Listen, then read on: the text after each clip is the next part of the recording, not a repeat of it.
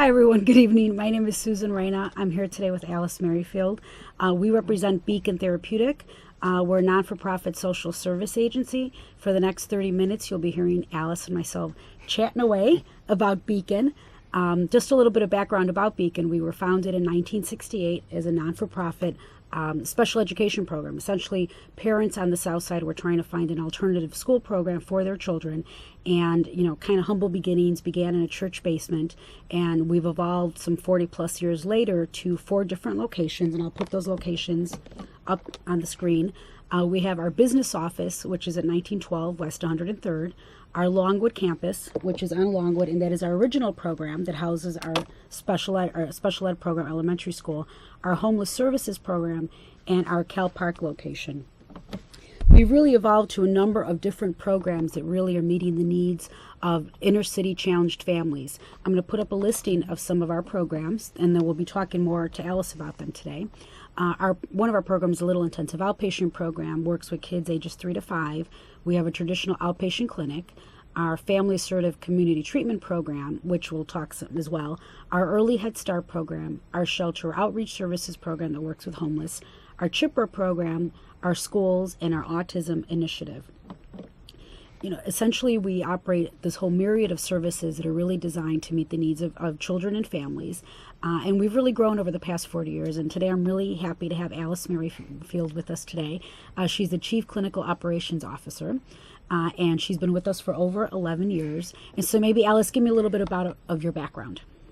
I've been in the field of social work for about 25 years now.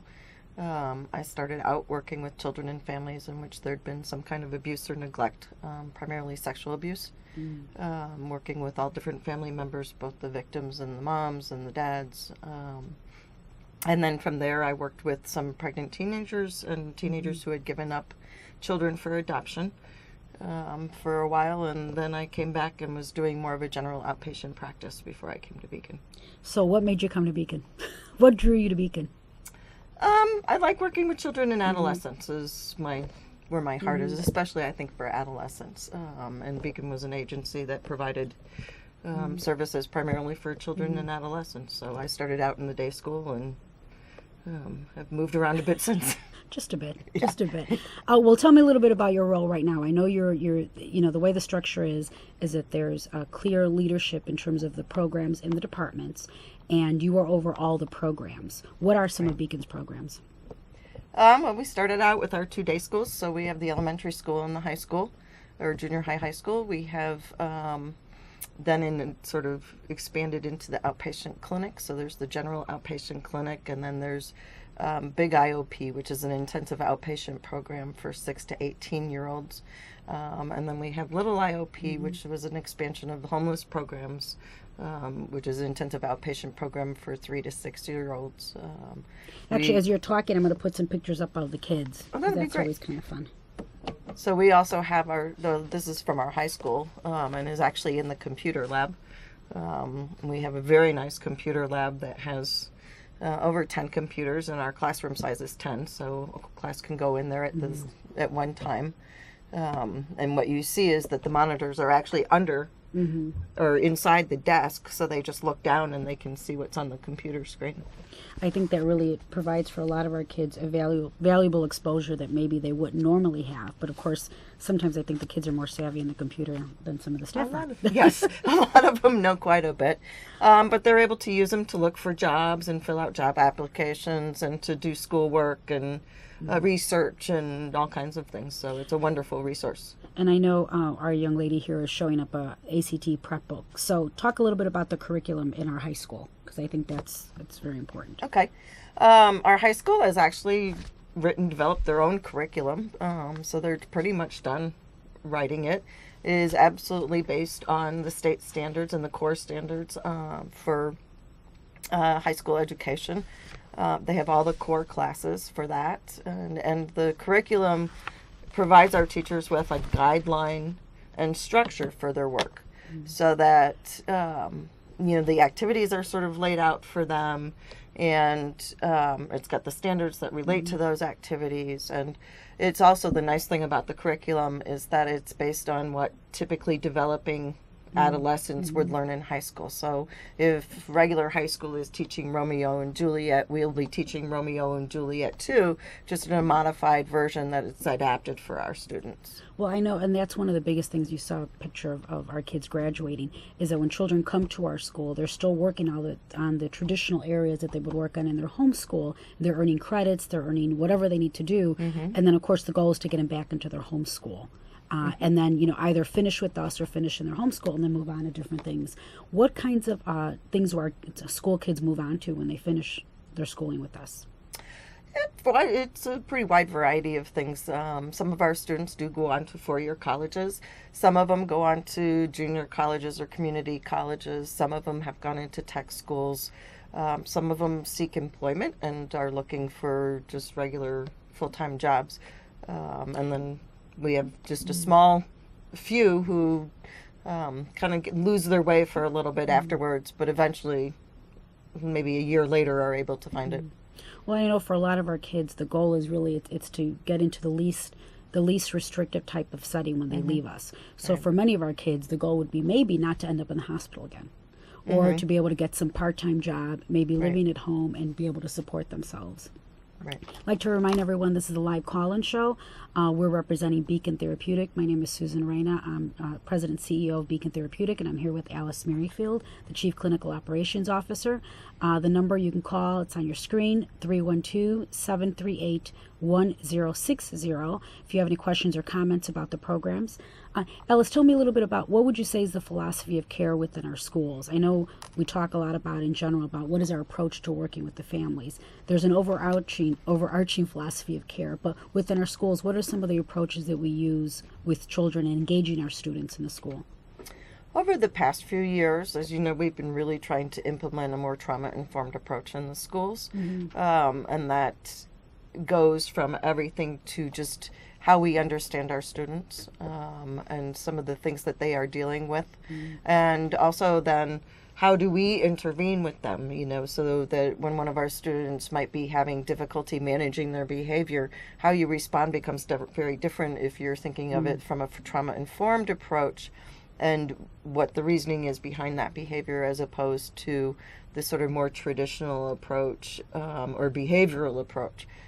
So it's really about approaching our students with understanding and compassion and really grasping how their life experiences and the environments that they live in impact their behavior in school. I'd like to talk more about the trauma-informed and what that means exactly, but we have a caller. Caller? Yes, hi. As you were speaking of your high school, I was wondering, do you offer some type of vocational program? And if you do, is there a support system around that? Oh, thank you. That is a great question because I think we look at the key components. Of course, it's academics. It's the emotional support that's given, but also vocational is very big with our high school program. And fortunately, we have some separate foundation funding that helps support that, but we're always in need of resources. But maybe, Alice, talk a little bit about our vocational program. Our vocational program is a 4-tiered program.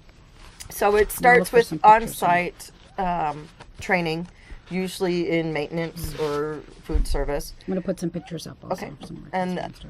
So the on-site training is supervised. So those students are usually functioning at a little bit of a lower level. And they're supervised by staff all the time. And then the next level after that might be going off-site, but still with constant staff supervision. And some of our students for the off-site work will work at the local senior center or at the rec center, or now we have some students who are working at the police station. The next step after that is to have intermittent staff supervision so that, staff are checking on them, staff are talking to the job, but basically the student has somewhat, a little bit more independence. And then the last step is independent employment. And we have some students who have, through a local hotel, been trained. Beacon has paid their salary while they've started at the hotel. But then after a few months, the hotel is agreed to hire them. So which is great for our kids. Which is at the higher level. Because I think that also allows them to build their resume. So when they move on, they can actually have some paid experience. I'm going to put some other pictures up of some of our other programs. Maybe you can talk a little bit about our Little IOP program. Little IOP is an intensive outpatient program for 3 to 6 year olds. It's working on helping the social emotional development of the young children. Many of the children in Little IOP have been homeless in their lives, and have experienced different traumas. They could have experienced family violence, violent neighborhoods, just the instability of being in a shelter and not knowing where you're gonna stay that night. So Little IOP is a supportive program that helps them deal with their feelings and also manage their behavior a little bit more successfully. Well, and I know Little IOP, it's one of the only programs that really is targeting the 3 to 5-year-old kids who have these extensive histories of trauma. At the same time, we're able to provide all the supports that they need to be able to continue in the program. So we pick them up, we feed them breakfast, we feed them lunch. Right. We work with the moms as well. Now, and earlier you were talking about trauma-informed, and it feels like everybody's talking about trauma-informed. What does that mean? Because I think it's beyond just the individual work with the folks, but it's also the whole environment, being sensitive. Can you describe that a little bit, please? Sure. So within the environment, it's about being aware of even simple things like how your facility could possibly trigger trauma reactions from participants, or how do you make it warm and soothing and inviting. It can go anything from the lighting that you use, the furniture that you use, how you set things up and you arrange the furniture in a room, so that you're providing for space, and a comforting and soothing kind of space, as opposed to bright lights, which might cause.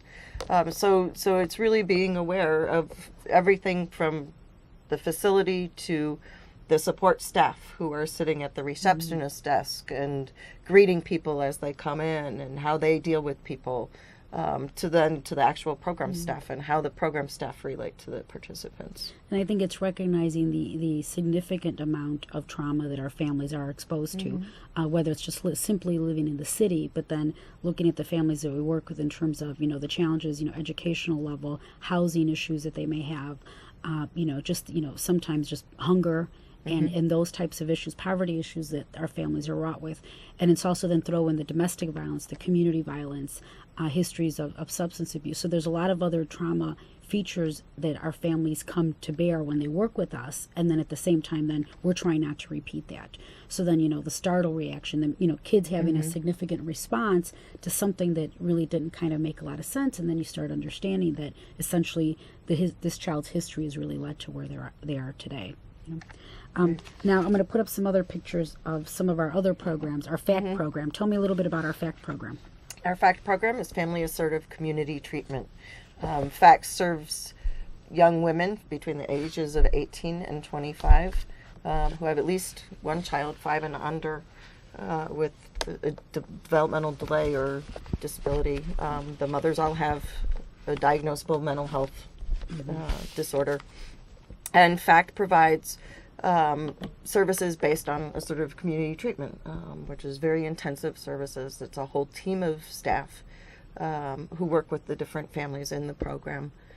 So while they might have a primary worker or primary therapist, at any point, any member of the FACT team could be working with them, and they work on housing, they work on financials, they work on treatment and stabilizing the mental health issues. So really just sort of wraparound services for the family. One of the things that I know that's unique to FACT is that this was founded with some seed money from the Conrad Hilton Foundation. So it's one of 4 projects throughout the country. And essentially because of our research partner, Sue Pickett from University of Illinois, Chicago, we've really had some promising results in terms of some key indicators that people look for. So these families have maintained their housing, which is significant. There's been shown to be improvement in the child's development, or at least lack of delay. And enough research has shown that children who come from homeless or unstable situations do have a higher incidence of developmental delays. So these kids, they're in those same situations, but they're not showing those delays. And or if they show delays in the beginning, they really recoup those delays when we go ahead and re-administer some of these assessment tools, as well as some other indicators. These are young moms. Prior to them coming to the FACT project, they'd been visiting the emergency rooms a lot. They'd attempted suicide. But since with the project, the amount of emergency room visits have been decreased. They haven't attempted suicide. And we found some other things too, that the level of repeat pregnancies haven't been as swift as they were before. And again, moms, they're 23, 24 with multiple children, it just adds additional stress. So, these are solid indicators. That's why I think we're all very excited about the FACT project and what's been going on there. I'm going to show some other pictures here in terms of our little IOP and our health educator services and our overall health, which is kind of new for Beacon in terms of we do now have a full-time health educator. Can you describe a little bit about what she does? She does a bunch of everything. She's very flexible, our Florence. She provides nutritional assessments and health assessments. She helps families put together like a health notebook where they can keep their health histories and some of the documentation, shot records, things like that for their children. So for homeless families, it's very important to have that kind of document in sort of one place where it's easily grabbed and taken with them. She helps link them with referrals to clinics and to dental care. She's done some health education groups with both our parents and with our children in our little IOP program. She's working on the Chicago Tobacco Prevention Project Your favorite grant, and so she's helping Beacon become smoke-free campuses, and she's also then working with both employees and with participants on quitting smoking, those who are ready to quit and want to. Yeah, I think one of the key things with that is that, we originally received this grant from the Respiratory Health Association, which we're very excited about. It's the first time we received that type of funding. But clearly the intent is for our participants, but what we found is that trying to create this smoke-free environment for our participants, it's also important for the staff. And then secondary is for the family members of the staff as well to be able to support that. We have a caller. Yes? Hi. Yes, I was wondering, is this program accredited? And what other type of staff and what other qualifications do you have? It's a great question. I think we forget because we're so immersed in it that these are important questions. Alice, maybe why don't you talk a little bit about our accreditations and our licensures? Sure. Our schools are accredited through the Illinois State Board of Education and also through Advanced Ed, which is what allows schools to give credits in high school and things like that. And that's an optional accreditation. Schools don't have to have that. So at a minimum, we have Illinois State Board of Ed, and then Advanced Ed is this optional one. Right. We're Joint Commission accredited as an agency, which means that we meet all the standards, or we meet the standards of the Joint Commission sets out for behavioral health care agencies. And we're also Medicaid approved and... Yeah, our services, Illinois Department of Human Services has accreditation if you choose to bill Medicaid. And we've been approved for Medicaid through the Bureau of Licensure and Accreditation, since 1994, I think it is. And that essentially ensures that all of our clinical services are delivered according to certain standards, and then the practices in which we bill those services are also, adequate and appropriate and exceed expectations. And then additionally, because of our other funding sources, we receive funding from HUD and from the city and from the state, so they come out regularly and review us. And it's not so much an accreditation, but essentially it's an acknowledgement that we're meeting and or exceeding their standards. So in terms of the staff, that was the other question. Who is it that's delivering, let's say, our services within the day school? What type of credentials do those staff hold? In the day school, we have special ed teachers who all have their LBS1, which is Learning Behavior Specialist certification. We have licensed clinical social workers, and Type 73 school social workers employed. We have paraprofessionals, and they all have their paraprofessional certificate at minimum. Some of them have a substitute teaching certificate as well. And then we have our crisis staff who usually have some college education in psychology or education or some sort of social service. And then I know in our other programs, in our little IOP programs, what are some of those staff credentials? In our little IOP program, all of them are master's level clinicians. So they've either gotten a master's degree in social work, in counseling. I think one of them has a master's in education. So they all have a master's degree, and they all usually have a more clinical kinds of background because it is a more clinical program as opposed to educational. And, of course, we also employ the other specialties that families and children would need. So we have psychologists, we have 2 nurses, we have psychiatrists. One of them, actually both of them, I think, are child and adolescent psychiatrists, which essentially they're specially trained on working with children and adolescents and families, of course. And then we also have other specialties: speech and language pathology, occupational therapy, just in a PE. It's essentially all the specialties that would be needed for children. And then clearly within our homeless programs, our shelter outreach programs, maybe talk a little bit about our shelter outreach program. I know we talked about FACT, but maybe a little bit about our SOS program. Our shelter outreach programs are funded through HUD and funded through the Department of Family Support Services for Chicago. Our staff go out into homeless shelters that serve homeless families and provide wraparound services to those families, including financial literacy, counseling, therapy, referrals for mental health treatment, and linkages to housing agencies. So those professionals usually either have a bachelor's degree or bachelor's degree. Sorry. Yeah. It's a good degree, apparently. We have a Beacon. Really, it's a very good one. It's a combo degree. So they usually have a degree in some kind of social service, again. Whether, it can be community counseling, social work, whatever. And what we try with all of our staff is for them to be either licensed and or approved. So we have certified substance abuse counseling specialists. We also have folks that are certified in domestic violence. We have a lot of LCSWs or LSWs, and then LPCs or LCPCs. So they're licensed professional counselors or licensed clinical social workers.